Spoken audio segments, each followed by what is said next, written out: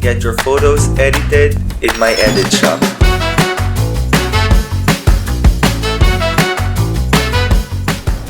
In this series, I will be editing your photos and also this time, magbisaya na kog so good kay bisaya ra may gihapon manlantaw and kapoy sa digsitag English.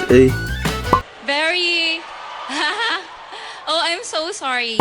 So, to kick off this series, akong i-edit ni nga photo. This was from a good friend of mine, Carlil. Initially, iyang gusto kay walaon ra ng mga tao sa likod, which I did. But this time, let's make a concept edit for this photo. Let's do it. So, let's open the photo. Kinahanglan natin i-separate ang subject from the background kay we will make a different scene later. Using the pen tool set as path, let's select the subject. Moong pen tool ang akong gigamit and not other selection tool kay mas limpyo ang edges if we select it manually using the pen tool. Create a path, i-click lang ang appeal dapat sa selection. So in here, let's make sure nga ang subject ra atong i-select.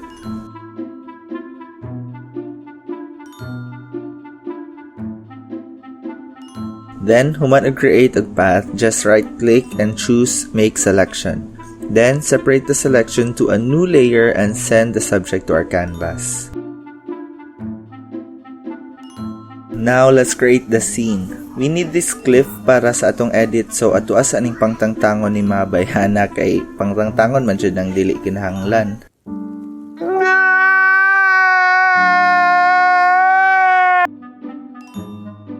Then, just select the part that you want to remove. So, I will use the lasso tool kay dili man nato kinahanglan nga detailed kaayo.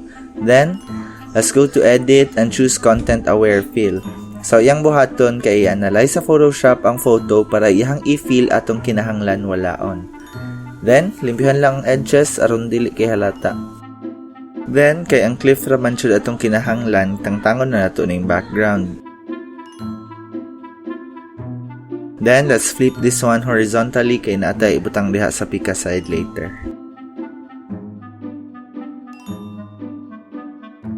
Then, butangan natog dagat diri sa ubos kay ano kung dili. Then, isapaw nato ning duha ka dagat kay wala lang para mulalong.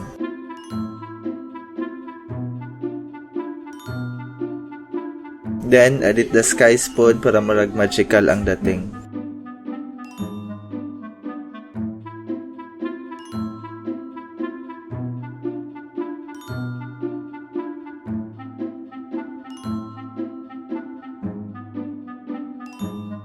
Then, add na po tag photo. This one will be the sumpay sa cliff. Just remove the background na pod kay we only need the cliff part. I used the magic wand tool this time kaya I want the edges to be rough.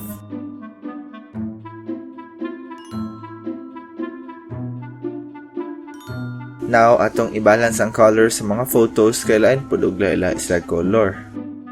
Just add the curves or color balance adjustment layer above the image, then adjust until murag from one photo ra sila.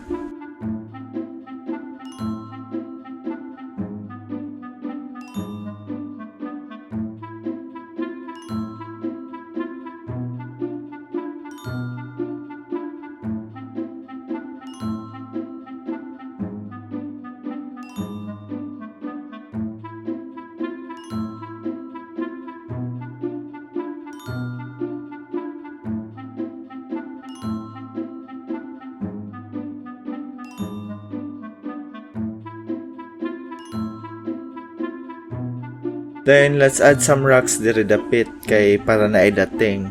Adjust lang. Nalbitaw ta sig adjust. So, adjust lang hantod mura na siya true.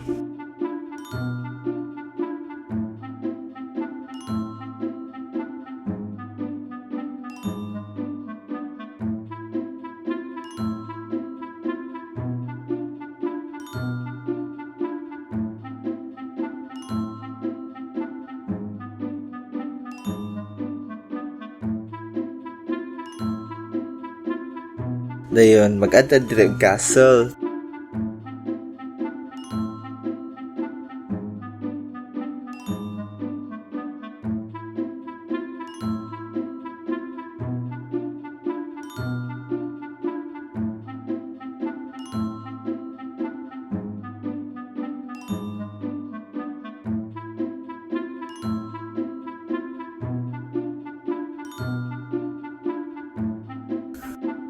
Now, kay nabutang naman nato ang mga assets, kinahanglan lang nato itarong ang mga details. So, let's finalize this thing. Let's go.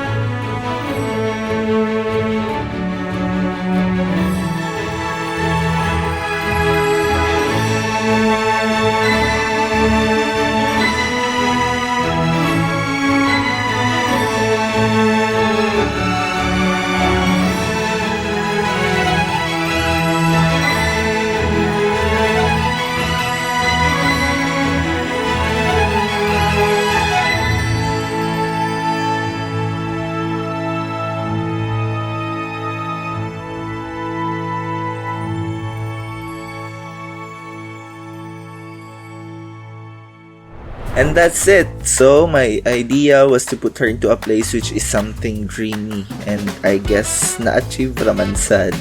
If you want me to edit your photos like this one in the upcoming episodes, just send it to me through my email, ryanpohas@gmail.com.